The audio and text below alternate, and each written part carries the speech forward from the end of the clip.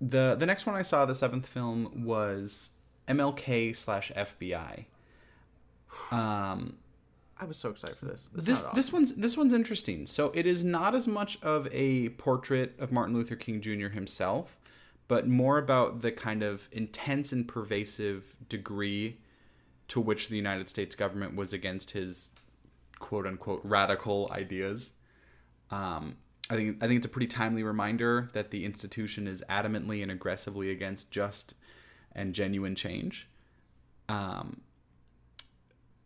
Basically, we've now seen categorical evidence of like every single decade intense misjustice by the government, and every new decade they're like, no, that was the old guys, we don't do that anymore. No, there's been no reform or change, but we're not bad guys anymore. No.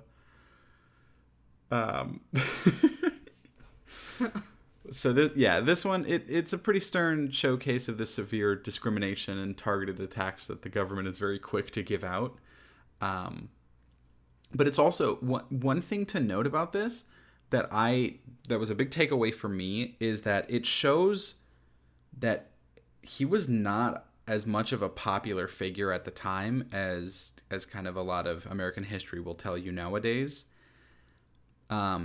Like, one thing, we don't really learn about his opposition to Vietnam in our American history classes. And that's because it made him incredibly unpopular in pretty much all of those communities. But it is something that is morally consistent for him. And I think seeing a lot of that recontextualized is interesting. It is not... This movie is in no ways an uplifting portrait, right? It is at no point is it like, and things are all better now because he did that fun speech, right? It's none of that, right? It is a honest and brutal look at how he was treated from all sides, but mainly from the FBI. Were you surprised or were you disappointed with how you thought this one turned out? Because I don't think this one ranked very highly on your year-end list. I gave it 4 stars. At least last time I saw. Oh, okay. Never mind. Yeah, no, I still liked it. It is not the... I think a lot of this... There were some really, really, insanely good documentaries from New York Film Fest that this one felt a little underwhelming, but it's still really, really solid.